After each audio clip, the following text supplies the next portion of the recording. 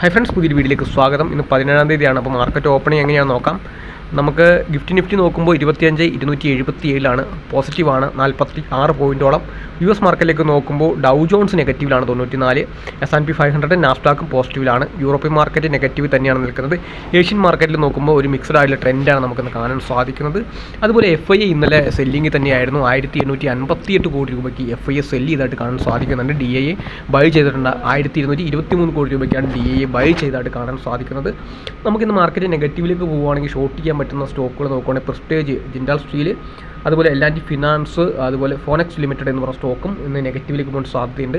Long പോവുകയാണെങ്കിൽ PGEL പോസിറ്റീവിലേക്ക് പോയി കഴിഞ്ഞാൽ ബുള്ളിഷ് പോകാം. അതുപോലെ വിപ്രോ, അതുപോലെ SBIN, ടോറൻറ്റ് പവർ, ഈ സ്റ്റോക്കുകളൊക്കെ ഇന്ന് പോസിറ്റീവിലേക്ക് പോകാൻ സാധ്യതയുള്ള സ്റ്റോക്കുകളാണ്, ബുള്ളിഷിലേക്ക് പോകാൻ സാധ്യതയുള്ള സ്റ്റോക്കുകളാണ്. അപ്പോൾ വാച്ച് ചെയ്യുക. ഇത് റെക്കമെൻഡേഷനായിട്ട് പറയുന്നതല്ല, ജസ്റ്റ് വാച്ച് ചെയ്യുക ലെവലുകളൊക്കെ. നിഫ്റ്റിയുടെ ചാർട്ടിലേക്ക് നോക്കുമ്പോൾ 50 മിനിറ്റ് ചാർട്ടാണ് നമ്മൾ എടുത്തിരിക്കുന്നത്. 25,221 എന്ന് പറയുന്ന റേഞ്ച് പ്രധാനമായിട്ടുള്ള ഒരു സപ്പോർട്ട് റെസിസ്റ്റൻസ് ആകാൻ സാധ്യതയുള്ള റേഞ്ച് തന്നെയാണ്. അതുപോലെ തന്നെ നമുക്ക് 25,150 എന്ന് പറയുന്ന റേഞ്ച് പ്രധാനമായിട്ടുള്ള ഒരു സപ്പോർട്ട് ഏരിയ ആയിട്ട് കാണാൻ സാധിക്കും.